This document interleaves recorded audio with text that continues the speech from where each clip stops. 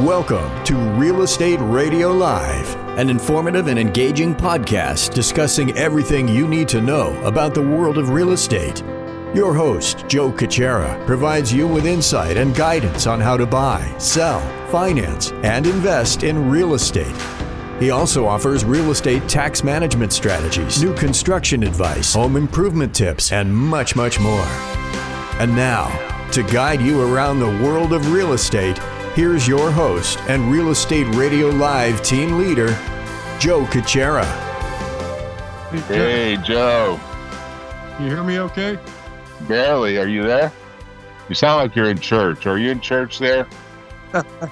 Well, I probably should be, but... You're about to get married? Is that what you're saying? Oh, no. Every relationship has its trials and tribulations. Well, are you inviting your fiance out to get out to church? No. We do attend church on a regular basis, however. Oh, there's something to be said for that. I have to say, I'm convinced that the future of church might well be including some yoga moves for people that are in the church. Like, I think that yoga and spirituality are becoming a big topic in America and maybe even throughout the world, but maybe that's just what I see. Yeah, it's an interesting world. There's so much going on, and maybe it's just my imagination, but things are potentially moving quicker than they ever have before. Everything is moving faster, and at the same time, everyone feels like they're overwhelmed. Like, Oh, you right. would think all these tools would make life easier. All these tools would be like enabling a much more relaxed approach to everything, a much more thoughtful approach to everything. And the reality is people feel overwhelmed. Yeah. And they feel like the tools represent just another thing to master that they wish they didn't have to do. Like, there was some report recently that said the businesses are adopting AI left, right, and sideways, but the actual employee usage is very minimal. Like, in other words, you know what? I believe that. I really do. I was just going to say what we've talked about before, and what I know, and you know better than anyone, is that you could have the most remarkable technology, component, tool, device, whatever, but people are reluctant to change. All of us are creatures of habit. I mean, I enjoy it. I embrace it, but I would just gather to say 70% or 80% of people would probably tell you, if they're honest, they don't really like change. 80 to 90% of people, working people, we have 330 million people, but Yeah, right. probably less than half actually work. And then about half that work, probably less than half actually really work in a real sense of the word. Yeah.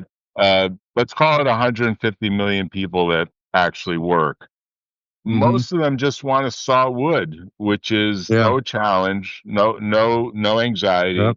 And the truth is, the businesses want to imagine that everyone on the workforce is gaining new skills and I know. enabling new productivity, right? Yeah. I mean, it's a funny world in that sense. And I don't know, maybe it's just a transition, Joe? What do you think? You think we're just in transition and it's all going to get a lot better? I think it's in a transition, but I also believe that there's so much hype and so much spending on AI and capital spending right now, and every time you turn around, there's billions and billions and billions. I know they're trying to keep up with the race to the top, but it's almost might be a race to the bottom, because you're not going to have. I can't imagine having thousands of winners in this game. Maybe a handful, maybe 50, 60 companies thrive.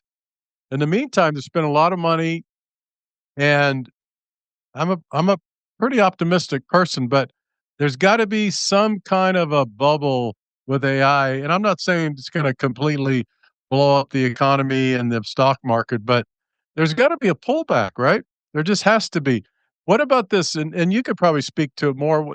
This circle financing, they call it. It's almost like, invisible money. It's really there, but it's not there. Do you know much about this stuff?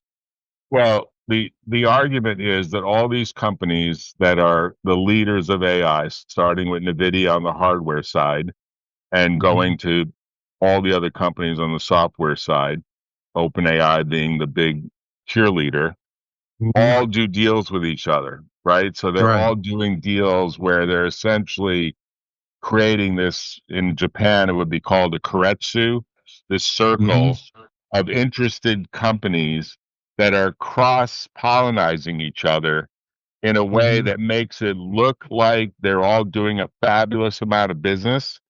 But the truth Mhm. is that whether it actually will distribute out to all these other companies, the rest of us or the rest of the world, Mhm. in a way that makes productivity really happen is an open question, because when interviews are done with people that have been given these tools, which of course, if you have a Microsoft account, you have a Copilot built in. Right. Are they Right. actually using it? Are they actually on a daily basis using it for more than their horoscope? Are they Right. doing things that help the business? And the latest survey suggested that it was a very low percent, like under 10%, that were I actually believe it. implemented into their workflows to Mhm. produce more efficiency. And Yeah. that's an interesting stat of your point that there's a lot of inertia, and Yeah. people like doing things the way they like doing things, right? Yeah. They do. No, they I mean, do. And it when you look at the lending business as an example, Mhm. because I saw Yeah. your alert that rates had dropped because the Fed did this little drop, and maybe we're getting Mhm. back to 4%, maybe even eventually expecting next year 3%. I mean, give us your view. That's your business, and you watch it daily. What do you think is happening? Yeah. Well, it's just interesting because the last 2 times the Fed actually lowered the prime lending rate by a quarter, the rates went up a little bit. So it's an interesting dynamic, and it's a confusing one for the consumer because most people, when they hear great news, the rate, the Fed's cutting by a quarter, they automatically think the next day they're going to wake up, have their breakfast, and 30-year mortgages are going to be a quarter less in rate. And that's not the way it works. There's typically a trailing effect on the mortgage, the long-term mortgage rates. The prime, most people don't know, is tied to the prime lending rate is credit cards, home equity lines, personal loans, things of that nature. They're not directly tied to the mortgage-backed securities. However, you do get a trailing effect. So my guess is the next couple of weeks we'll probably see a little bit of a dip in the rates. But I do believe, and I'm kind of preparing for this with a team, and I'll have to talk. I don't know if we have time on this show, but I'm working with a group of people. We're actually building an AI lead generation program, probably one of a kind in the mortgage industry. We're going to launch in February. And my belief is that primarily because Trump has been trying to get rid of the Fed, and he will, as of May next year, he'll have a new Fed in place. And I hate to say it, whether you like Trump and you like his politics or you don't or do, um, the rates are going to go down because he wants them to go down, and his new Fed's going to follow lockstep with him. And so, to answer your question, I do think we could get back into 4%, maybe four, middle fours, high fours. I would highly doubt that we get back in the threes unless we have some kind of war or political issue that comes into play, something unknown that we can't see, geopolitical activity. But I could easily see getting back in the mid to high fours, sometime in the next year. And you probably get people that call you all the time and say, "What should my timing be?" Like, even for Yeah. yourself, it must be an interesting question for yourself about what should your timing be? Because in some ways, if you're shopping around and you're looking at, well, where do I want to land my next home, my residence, or Mm. my next investment property? Because there Right. are Right. cases where some investment properties are kind of down. Office buildings in particular are still Yeah. down, right? Yeah. And these Yep. rates will impact a lot of the numbers right across the They board. will. They will. The interesting dynamic so far in most of these marketplaces, not a lot, you're starting to see some softening, but like in the Bay Area, as you know, it's super unique. We now have a super low inventory. I mean, it's down around 700 homes on the market in the Santa Clara County. which is, we had 1,400 several months ago. And I always put into perspective, people say, well, what's that compared to? Well, a normal market in the Santa Clara County that size, a normal market would have about 3,500 homes on the market. So you have this supply issue, and as long as you have the supply issue, you're just gonna unfortunately, these prices are still gonna be elevated on home prices. I don't know, we just got severely locked up after COVID, people enjoying these 2.5, 3% interest rates. They don't wanna let them go, and now for the first time, we are seeing some softening, especially in these secondary markets. I mean, you're seeing a lot out there in Florida, especially in the condo markets, in some areas where it's really starting to soften. You're starting to get more inventory, but this area is still very unique. So, in terms of when is a good time, when people ask me, I mine is always the same. If it's a primary residence and you really want to live somewhere, when you find the right place, I would buy it anytime. That's always my suggestion. If you're a Oh, so long term, you say you could always refinance. Don't let the financial horse be in front of the buggy that you want to live in for the rest of your life. Get the buggy, and then we'll figure out what horse to tie it to, right? yeah, yeah, I think so. But you and I and the guys had a interesting conversation on that fishing trip, which I think it's a worthy one. And you made the point, and you have before recently, is that Matrice is that when people say my dream home, you're quick to say, and I think you're accurate, Jack, that you think it's your dream home, and not to be, negative, but we think it's our dream home, and then 5 years later, you have a parent you lose, you have a wife, you have a divorce, you have a family member that gets sick, and all of a sudden you lose a job. I mean, talk a little, because that's the part we all could remember our dream home, right? Right? Like I remember when I graduated from law school and had my after I worked for a judge, and I came up to Palo Alto from Los Angeles, and I remember I'd always lived in apartments in Los Angeles. Mhm. And I remember, oh, this is going to be great. I'm going to find a nice house. I had this sticker shock. Even back then, I had this sticker shock. And I remember when it was finally this little tiny cottage. It's probably worth $2+ million now, but back then we thought it was crazy that they were asking whatever $50,000 for it, and we were like, God, it's going to require $10,000 down payment, and where are we going to get Yeah, that, and da da da da, and what's the mortgage going to cost, and of course your salary is tiny, and yeah, I remember thinking at the time, oh, finally we found this great house. This is so wonderful, and we outgrew it within like 3 years. And it was like, this doesn't work anymore. We got to move, right, and we moved around the corner. And we would like the neighborhood so much. yeah, We loved College Terrace in Palo Alto. But yeah, your whole mindset changes as life throws you whatever curveballs it throws you, yeah, right? it does. It does, and I'll have to tell you, I'm starting to make an adjustment, but it's been, I think, 2 years now since I think it's almost 2 years now since for the first time since I've been in my 20s, I don't currently own any property. That is a really weird thing to me for No me. property, no investment property, no nothing, zero across the No, board. at the Wow. moment at the moment, it's really strange, honestly. I Now you're sitting you on know, like 10 or you're sitting on 10 or $15 million of cash somewhere, Joe. I wish.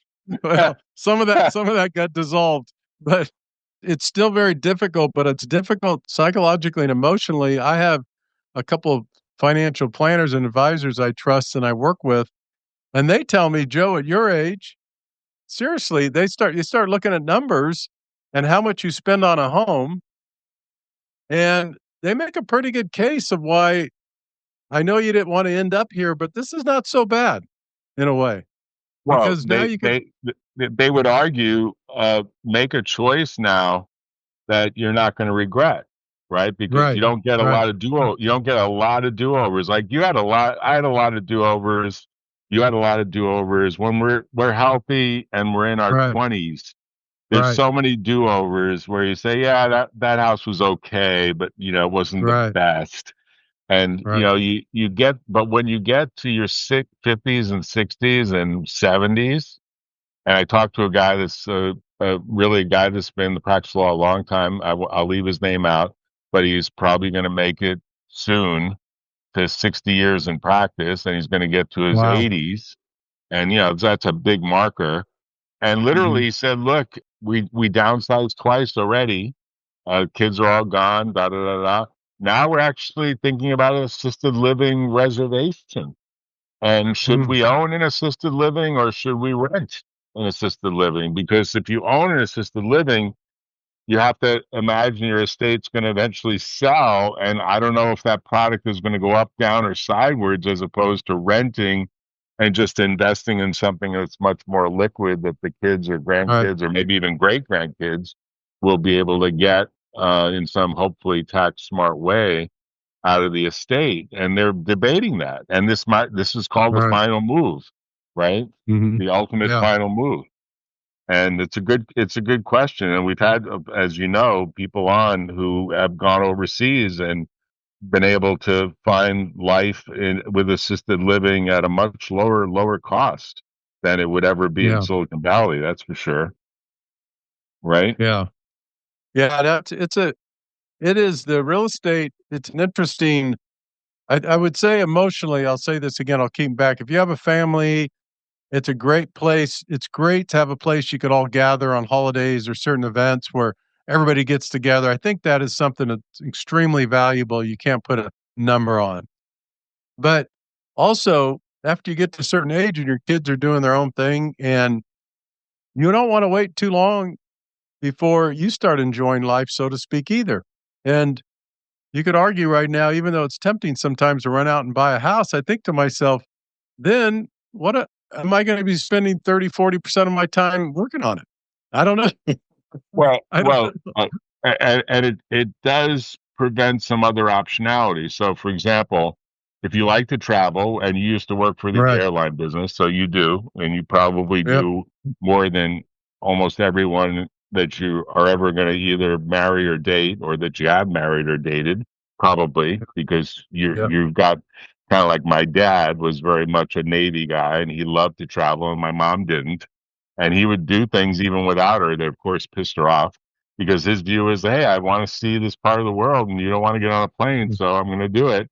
And at the end, I stayed married, of course, because that was the thing to do. But at some point, he became very independent in things that he would do without her because she didn't like getting on planes. She didn't like to Mm. travel, and he loved Yep. to do it right up to the end. But the point I'm making is, when you have a house, you're a little tied down to taking care of the house. And there are people that live an Airbnb lifestyle of month here, month there, month next place, and literally they just go from Airbnb to Airbnb, and they are literally perpetual travelers with a Right. view that they don't owe tax allegiance to any state of the United States, and maybe even not even to the federal government. Like, that's how far Right. they go with that Mm. view. And footnote, Clarence Thomas, who's a Supreme Court justice and does have a house and is married and has kids and so on, and Mhm. now the most senior, and he's black. He's the black judge that's on the Right. Supreme Court of the U.S. He has an RV. Of course, I think he got it as a gift or something, or it was financed by some friend or something that raised a lot of controversy. But he likes to travel. And he Mhm. literally, when the court when he's got his free time during the summer, he gets in his big RV and he drives all over the U.S. to Interesting. various Wow. campgrounds. I can't even imagine what the Secret Service must be around him for those little Right. RV Right. trips. But he likes to travel, and he Oh, likes going out to the road and talking to people, not as a justice of the Supreme Court, but as just Clarence Thomas, and he probably uses another name and probably dresses differently, is my guess. But it's yeah. kind of interesting because some people do retire in RVs and some people do retire in cruise ships. They Yeah. literally get on a cruise ship and they go from one ship to another, and they live 360 days plus a year on various ships throughout the world. They do that. Yeah. I mean, you don't know what it's going to feel like, but you could easily rent on Airbnb a big enough place once a year for any sort of Christmas or New That's Year's true. thing. Like it's all doable. It just the typical issue for most clients that I talk to, and sure that yours is, what's the school system and where my kids going to Right, get a good grade right, and high school, and hopefully at public expense, because that's kind of baked right, into the property tax system. Lots of right, those dollars are going to the local schools. So the right. rating of the local school ends up to be, but that's irrelevant to you once your kids are gone. It's Yeah, irrelevant, really right? is. And so, Yeah, it really is. so right now, how are you looking at the decision of where you go? Because this must be a model for other people you talk to, right? Yeah, I'm not in a hurry, but so I keeping my eye on things. What is interesting is foreclosures are up 14% year over year nationwide. So it's kind of funny when we don't hear a lot about it. It's kind of under the radar still. But the other piece to this that I'm keeping an eye on, I just got to believe, and I could be wrong. Later next year, at one point, there likely should be a correction of some sorts because you can't keep continuing that path, and cost of living doesn't compete and stay up with that. The income levels don't stay up with that. And by the way, consumer debt has never been this high since they've been recording it on history. So my point is there's some kind of breaking point coming, and I do think this is gonna be a piece of the pie that happens when these rates get probably back into the low 5s, 4s. You're gonna have a flood of people that have been holding on for dear life to those 3% interest rates. Now it makes sense for them to, A, move up, buy, sell, retire, consolidate debt, and I've never seen this dynamic in the last 25 years I've been in this business. So I do think next year, I would say by second to third quarter, probably second quarter will start, maybe third. We're going to see. I think it's going to be a completely different market. I think things are going to really start moving. You're going to get a lot of more homes on the market. We could see the price reductions start probably second or third quarter next year. So you would say to people that are wanting to be in Silicon Valley, Santa Clara County, or really San Hmm. Mateo County, probably even San Francisco, or even Santa Cruz, all those counties, Hmm. um, wait a little bit because the inventory is too low, and the price will reflect that the supply Right. therefore is too low, and the demand is Yeah. still pretty much there because the businesses keep hiring. The major layoffs that we're expecting from AI haven't really fully hit in No. Silicon Valley yet. Maybe that's in process. Maybe that'll happen next year. And you would say, but if you find the dream home, obviously, Yeah. get it, get it, and you would be able to work on the financing in the first Yeah. instance, as well Yeah. as develop a plan for when the rates drop. How do you decide to do your refinancing? When is that triggered, and so on? And you Hmm. go for it with that perspective in mind, right? Yeah. That's right. Make sure your credit score is good. Make sure you get the pre-qualifications. Make sure you do everything to put yourself in the best position to Yeah. make a strong offer, because there will be competing offers. But if you lose, Yeah. don't regret it, because there'll be probably more inventory, a lot more inventory next year. Absolutely. Yeah, no, I think if you're looking and you find a house you really love, don't wait, do it if you could afford it and continue to look. But if that aren't in a hurry and they can't find their dream home, I wouldn't be in a hurry to do it. I'd wait. I do think next year is going to be a good time. The other thing I want to, before we wrap up, I do want to add in terms of the age in which you decide what you're going to do with real estate. I'll give those an example as you're listening to this podcast. It really is age related. I'll tell you, and again, only because I'm going through it. If you're in your 60s, 65, 60-ish or whatever, You look and like you're you've in your 40s, gained man. You look like you're in your 40s. and you've gained all this equity over the last 30, 40 years in your property, right? So let's say, just for sake of conversation here as an example, you're looking at a couple of properties, and whether you want to or not, you liquidate and you get 2 or $3 million. And some people might say, "Oh, yeah, but ah, look at what it's done the last 30 years." But then my response to that would be, "Yeah, but you don't have another 30 or 40 years. So take your equity." I'm not saying do this unless you have to, but if you take your equity now and invest it even conservatively, right? And you're 65 years old, do you really care what the value of that home is when you're 90? I don't know. I don't think so. I mean, that's going to be passed on to your children or grandchildren or something else. My point is, don't make the mistake in having all your assets in a house or homes if it limits you in what you could do to enjoy life at a certain. Right. Right. I see it all the time, Jack. I see people house rich, cash poor.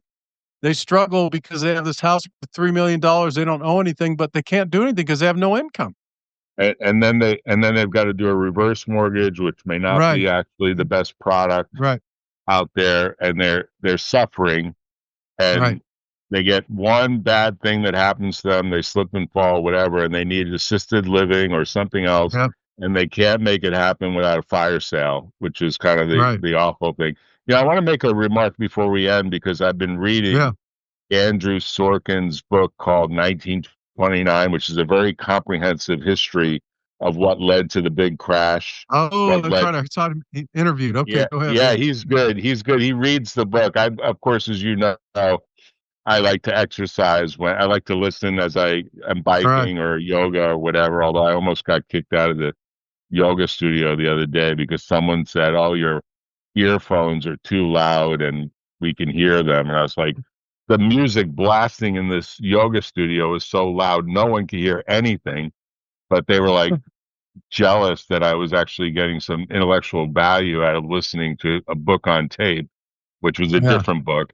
And it wasn't that loud. For the record, it wasn't that loud. But the really funny part is, I discovered that you really can listen and do even weightlifting in a gym. So I've started Oh, this I can see program of that. Yeah. weightlifting. So Yeah. I'm listening to 1929. You'll really get a kick out of this.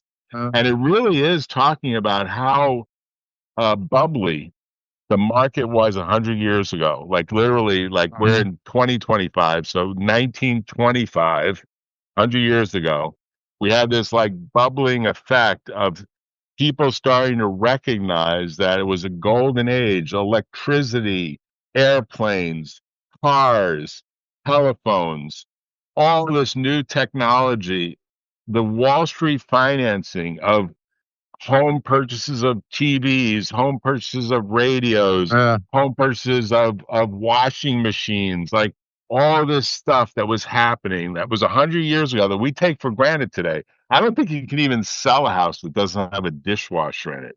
Like I don't think you can. Someone said, "What? I'm going to buy it with a kitchen and no dishwasher? Are you crazy? Even if it's a fixer-upper?" They're like, "No, we Yeah. got to rip the kitchen out." Right? They're like, "Oh, it didn't have a dishwasher. That's going to discount it." Well, like today, everyone just expects everything, right? And even more. It's the Yeah. point that you made. But Right. 1929, Sorkin does a really good job at how this big, ginormous buildup happened. And a lot of it had exactly to do with the point you just made, which is people were just over levered across the board. And they were just buying stock on margin. And back then, you could have 10% down and you could own a share of RCA. Remember RCA Mhm. Victor, the Yeah. original Yeah. turntable, the original record company, RCA, Radio Corporation of America. You could buy that $1,000 stock with $100. Well, the $100 stock when it was 100 eventually Mhm. went to over 1,000.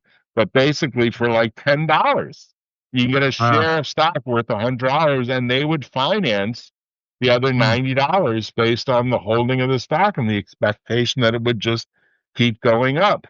And there's a bit of that same bubbly aspect going on with the development of AI.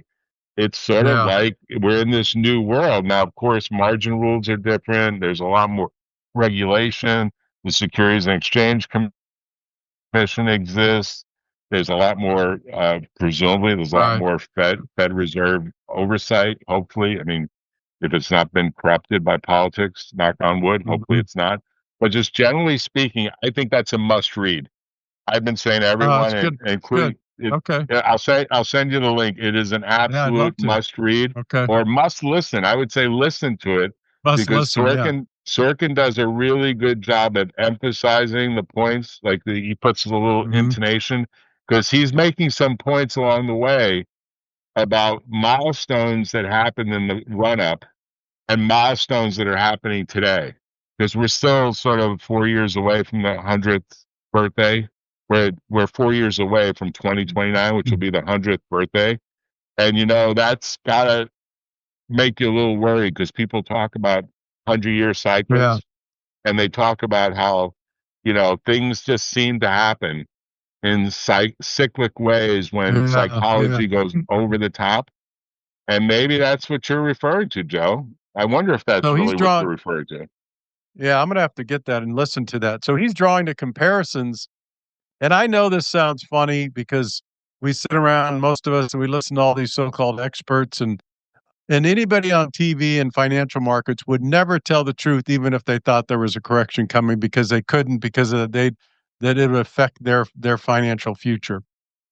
But what I know is it's gonna be something, and I don't know if it's in the next couple of years, I don't know if it's next year, I don't know, but there's gotta be a pullback, and I'll say there will be a pullback in the housing market and the stock market, and I know that people will argue every time you say that, they'll say, "No, this is different than the mortgage meltdown, and no, this is different than the dot com," but remember back then they said, "Oh, no, this is different then too," right? There had been a bit of a crash in 1907 that people don't realize, and there was the Right, pandemic of 1908. So look at all the analogies that are playing out because right. we had a pandemic just We did. I guess 6 years ago, if you really want to count back to when China really discovered that their first. Because I just finished Robert F. Kennedy's book again, listening to it on tape about the Yeah. Wuhan cover up. And basically, the very first victim of the COVID-19 flu was August of 2019. August, the Wow, summer of wow, 2019. And that's wow. not a very well known fact, but that's a documented fact. And it's been covered over and turned into, Mm, oh, it was much later, because it tends to undermine the theory that it was all from the wet market. It suggests it was actually due to a bioweapon that was mm. leaked out of the Wuhan lab by a lab person who left the lab having been infected and got on a train, Yeah, and the train got infected, and there's a whole wow, lineup of people that ended up going to the hospital that were wow. living near that train line. He does a good job. He must have a great team of researchers and probably a great ghostwriter, but he does a I'm really sure. good job of laying it out. And really, that when you combine both Sorkin's book 1929 with Kennedy's book, which I'll send you the link about the Okay. Wuhan cover up. Yeah. We've got kind of a good analogy here of what played out with the Spanish flu in 1908, and then Mhm. the destruction of the market in Yeah, 1929. I mean, it's really an interesting parallel, and yeah, that both things had a big impact in the early yeah, 1900s. So it's hard to imagine there won't be a big impact here as we make our way in the 21st century, if you yeah. think about it. So anyway, There Joe, will what are you be. It's doing? coming. What are you doing? What are you doing for the holidays? Well, we're gonna be around here. As you know, we're gonna have our 24th annual Chipino gathering. Sorry, we're gonna miss you for that one, but you'll be in beautiful, I'm sure, relaxing in Mexico, You, warm, soaking up the sun. you should do a live stream or something. It's not a bad idea. Yeah, You should do like a live podcast from your party because you're the chef there, right? yeah. We You're got the the. chef that's building the Cipino, right? That's not a bad idea. That would be a fun thing to do. Yeah. Well, you'd have to share your recipe because you're the chef that makes the great Cipino that lasts right through New Year's Day, doesn't it? When you're I all got is a said and done. quick funny story about my recipe. So a lot of the stuff I do, I just don't have recipes. I just done it over feel and sense over the years, right? I have written so about 5 or 6 years ago, my oldest daughter said she's a real kind of common sense, serious one. She says, "Dad, you have a recipe written down for the Cioppino?" And I said, "No, I really don't. I just do it by feel and by heart." She goes, "Well, I hope you don't take this the wrong way, but how are we going to continue the tradition if you when you die if we don't have the recipe?"